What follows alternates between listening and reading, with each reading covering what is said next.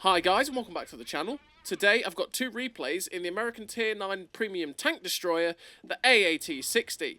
Now yeah, this tank came out last Tuesday, and yeah, it's pretty mental. It's an absolutely mental tank. It is very, very good, and as I said in the tank review I did on Tuesday, it's very much akin to a Tier 10 medium tank in terms of a lot of its statistics. The only real thing that is bad about this tank is how bad the on-the-move dispersion is, because the on-the-move dispersion for this tank is utterly dreadful at like 5.05 or something like that, but everything else is utterly incredible. You got 1.7 seconds aim time, which you can knock down to like 1.6, which completely nullifies that on-the-move dispersion. The only thing that on-the-move dispersion means is that you basically don't hit all that many shots on the move. That's it really, because it sort of nullifies that ability to truly snap a shot in and get exactly where you want to hit, because the aim circle isn't like massively bloomed out. But like I said, because the 1.7 or 1.6 with the setup I've got aim time, it basically means that the gun bloom just zeroes in on target very, very quickly, and it just always means that while you're not able to instantly snapshot something, you're pretty much aimed way quicker than most of the tanks. You've got a pretty damn nice gun handling. I mean, 0.39 base isn't the best, but you do knock it down to 0.32, and you don't really feel it all that much. Occasionally at range, it does derp a shot here and there, but for the most part, it just hits where you want it to. You've got 1,450 meters of shell velocity on the APCR. You got that 250 odd pen, which means you can pen pretty much everything you're going to face. You've got, like I say, 6.7 second reload for 420 alpha, or 6.2, I believe, if you boost it with food, which is ridiculously good, and it is on Tier 10 medium tank levels.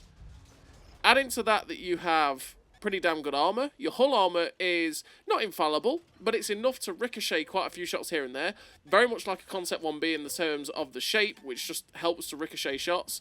The turret armour is, again, not infallible, but usable. Very, very usable. As you've just seen, there's bounced the Iron Arnie and the TNH VZ51. And, yeah, it just means that as the tank is just nutty, because you've got the armour. You've got armour that lets you bounce things. You've got incredible DPM.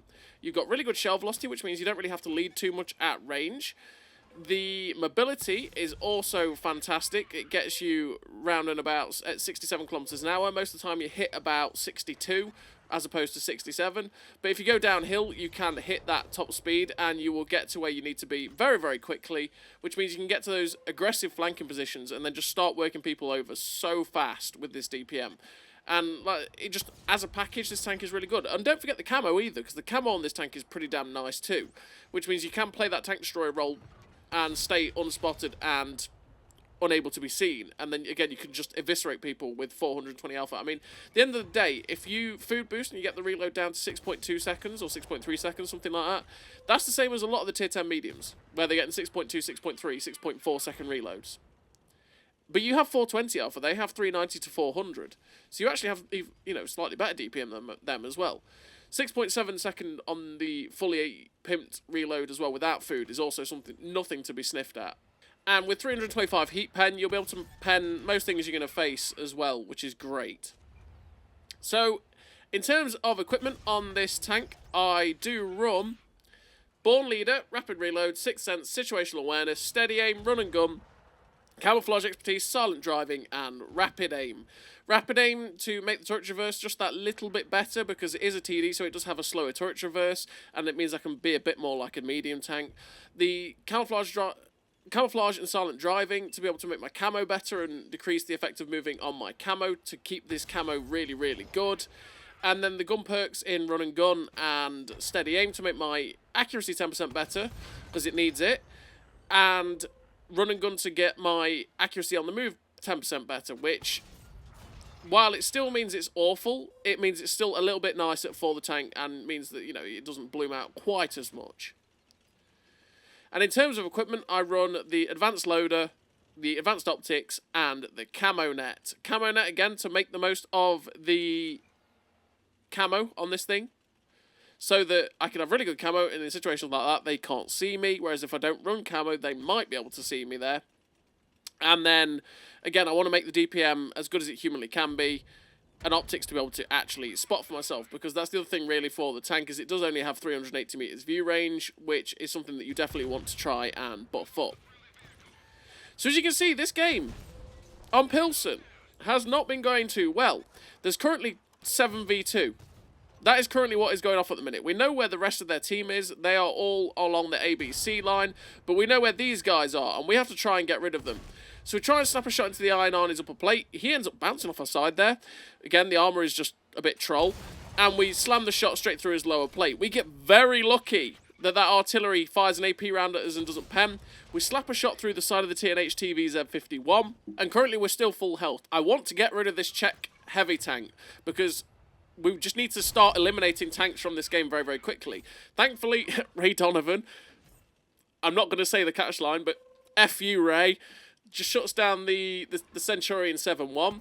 And now we're going after the artillery. We know where the last 3 tanks are on their team. They're currently closing in, so we have to get rid of the threat from our rear. And that is the M53-55. Once again, we get very lucky that he tracks us only with AP, but also very lucky that he just came charging over the ridgeline and hit us anyway.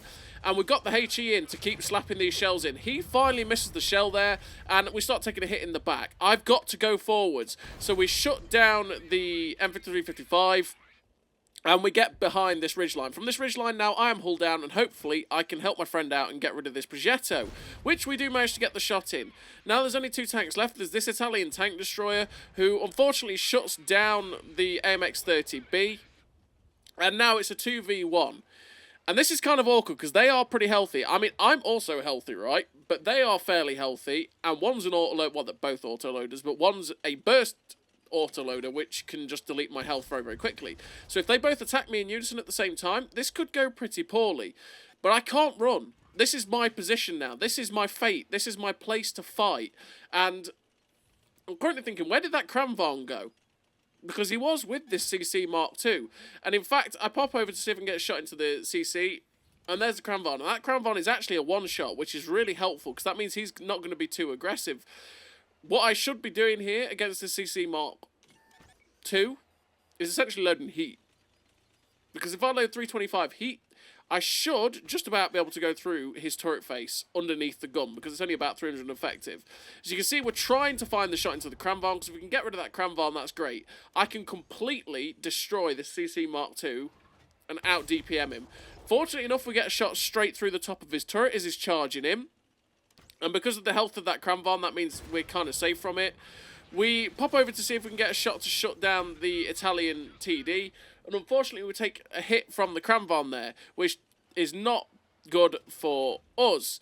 He ended up driving out, though, and I didn't expect that, if I'm totally honest. I didn't expect him to just drive out into the open to try and get a shot into us. And, yeah, unfortunately, our snapshot didn't work. That's, again, where the gun can be a bit troll. But, again, I've just got to play the odds. And, to be honest, this CC keeps pulling forwards and back, and what I'm waiting for is the Kramvon. I'm just holding. But I decide, okay, he's giving me a shot into his lower plate. Great. We get a shot into the lower plate, and it's like, oh, God, will I get the shot in time for the Kramvon? We do get the shot in time for the Kramvon. He gets a shot into us on the move, unfortunately, but the CC now goes, aha, I can kill you. I have fantastic DPM. And we managed to shut down the CC1 Mark II there. I was holding originally for that Kramvon because I knew he was charging, and I thought, well, if I get the shot into the Kramvon to kill him, that's great. But the opportunity to put that guy down to a one-shot was too much, and we did manage to carry that game out. And finished with 2.3k base XP, 8 kills, 6.4k damage. A really great game for the AAT60, and a game that was really quite clutch. It was one of those games that we took way too long to win that flank, and their team just came charging. And thankfully, with the position that we took there going hull down, we managed to just hold the fort, eliminate as many tanks as possible very, very quickly, and our DPM got us out of dodge. And that's, again, where the DPM of this tank is absolutely fantastic, and it just means that you are going to trash things way quicker than they expect. Because that CC overextended, gave us his lower plate, we put the shot in, and we had enough time to get the shell in to shut down the Kramvon. The Kramvon was never going to kill us in one shot. He had to get 2 in. And because he has a 3-second intra-clip, the likelihood was we were going to be able to get that shot in. And thankfully, that little gamble of putting the CC down to a one-shot and then shutting down the Kramvon really helped us. And then obviously the CC thinking, aha, I can kill this guy, and not realising that I had such fantastic DPM. So now we're on to the second game. And this second game, we are on Mali. And on Mali, we're playing the do or die play, or the all or nothing play, right? We're going straight to D6. And now we've caught out this turtle. We get one straight into that turtle, and the AAT60 shuts him down. We have lost about 600 hit points trying to get here, though, which is something that can happen, because, like, the Canonian Jagdpanzer was in a position to get some shots into us. But we're in the perfect place now for a tank with pretty damn nice turret armor and 10 degrees of gun depression. And fantastic DPM at that. And that is, we can keep poking over from this position with our camo to not be spotted before we fire, and just keep trying to shoot these guys in the side if we humanly can do. And as you can see, we're currently up to 833 damage, and we're just spotting these guys constantly as they're climbing up. We get a nice shot through the side of the 705A there. The Sturm Tigers, to be honest, I'm not quite sure what some of these guys are doing. I don't know why the Sturm Tiger keeps hesitating. Is that I think that's the back of the Chrysler K. We get a shot straight through the back of the Chrysler K, and we are just trying to keep this gun firing as much as possible. The Sturm Tiger, we can just about see the top of the tank, but not get a shot into it. The T-58 Heavy, we managed to get a nice shot through the side of his turret there as he was aiming at someone else. And, like I say, we are just trying to just keep this gun firing as much as possible, because once they're up and they're preoccupied with the guys on the hill, we can start trying to turn and shoot the people that may be at C2. And by doing that, we can try and win that other flank. I mean, at the minute, there is a massive overmatch. We've sent a lot of people to the 1-2 line, and they don't seem to have too many people down there. We did get 2 nice shots. That was quite a nice pixel shot there on that SMV. We get 2 shots into that guy, and as you can see, they are just overexposing as they're attacking our guys on the hill, which means we're getting pretty priceless shots into these guys. The Chrysler K is just giving us the side of his turret, and we do manage to shut that guy down too. The T-58's here now, and it's like, hello T-58, yes, look at me, stop and... Oh, okay, thanks. That was poor aim. That was very, very bad aim. But it's like, yes, please, friend. Now the 705A is giving us a free side shot. It's like, okay, just keep giving me these shots, people. I'm so happy with this. And as you can see, we've won the 1-2. There's a T-30 down there, and I'm thinking, right, okay, you know what? They've progressed on the hill. I'm not going to be able to do too much else from this position, well, until the T-58 actually ends up driving up sideways on for us. We get a shot through his side, and we're going to keep moving towards where our team is, because realistically, if I get spotted here, that guy could shoot me. Unfortunately, the shot ends up just missing the T-58, because my ultimate goal is to get on the other side of this mound, and I should be able to stay safe. I haven't even noticed, by the way, the heavy tank at C1. I'm just trying my best to keep the shots flowing onto these guys on the hill, but unfortunately, the hill is lost, but there we go. I'm just like, oh, hang on a minute. There's now a T10. And because I wasn't getting spotted from this position I was firing from, I decided, you know what? I'm just going to stay here. I'm just going to stay here and start firing because I wasn't getting spotted. We get a nice shot through the side of the T10, and again, we're starting to help our team progress up that 1-2 because he was the thing that's trying to stop them. And if we're getting shots at him, he's now distracted and not paying attention to them, and they hopefully can pull up. We do finally get spotted, though, and that T10 ends up firing at us and hit us with HE. It's like, is that HE, sir? Okay, well, you know what? If you're firing HE, and he looks very stock as well, I'll just keep firing some shots into you and stay here, because I can.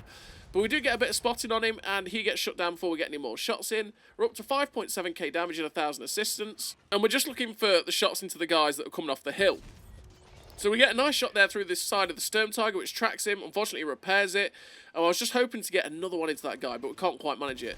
We do get a nice snapshot into the AMX30, though, which puts him down to a one-shot. Hoping to shut him down, but I decided, you know what, the Sturm Tiger's further away, and the AMX30 is probably going to stay exposed for longer to give me another shot.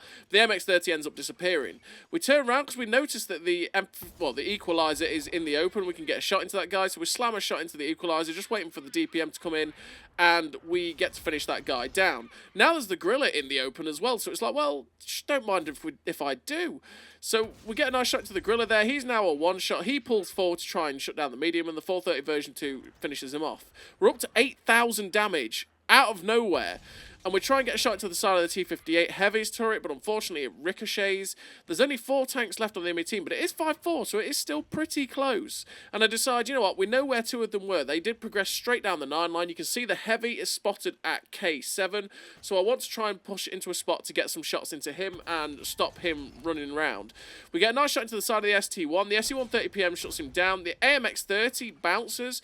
Before we manage to get a shot in to shut that guy down, he ends up getting shut down by the Jagdpanzer.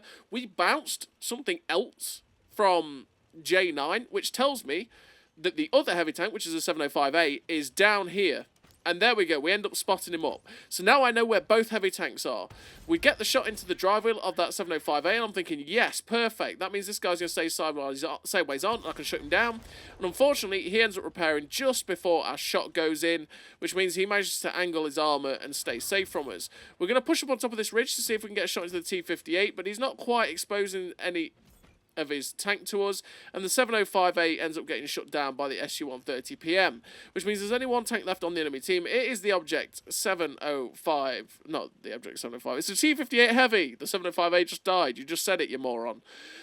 And we've got one tank left, which is the T-58 Heavy. We're on 8.9k damage. Now, this T-58 Heavy could spell the end for me very, very quickly, because, you know, he has 750 Alpha, and, yeah, well, I have 789, and high rolls are possible. We do get a nice shot into the side of that guy's turret, but now we've got the DPM. I know, you know what? I'm going to chance it. If he shoots me and pens me, sure. But I'm shutting him down, and I'm making sure of it. So you can see, we just take that extra second to aim, and we slam the shot straight through the turret face of the T-58 Heavy, and finish the game with a ridiculous total for a tier 9. We finish with the victory, 4 kills, 9.5k damage, which is, yeah, let's say pretty mental for a tier 9. 1900 assistance, so, you know, that's what, 11k combined. Ace tanker, high caliber, Confederate, the scout medal, because we're a scout. 2.5k base XP, and an absolutely fantastic game for what is probably, well, it's pretty much an OP tank destroyer at tier 9. It's an absolutely fantastic tank, and it is well, no, it's definitely way too strong. So as always, everybody, thank you very much for watching. I'll see you next time.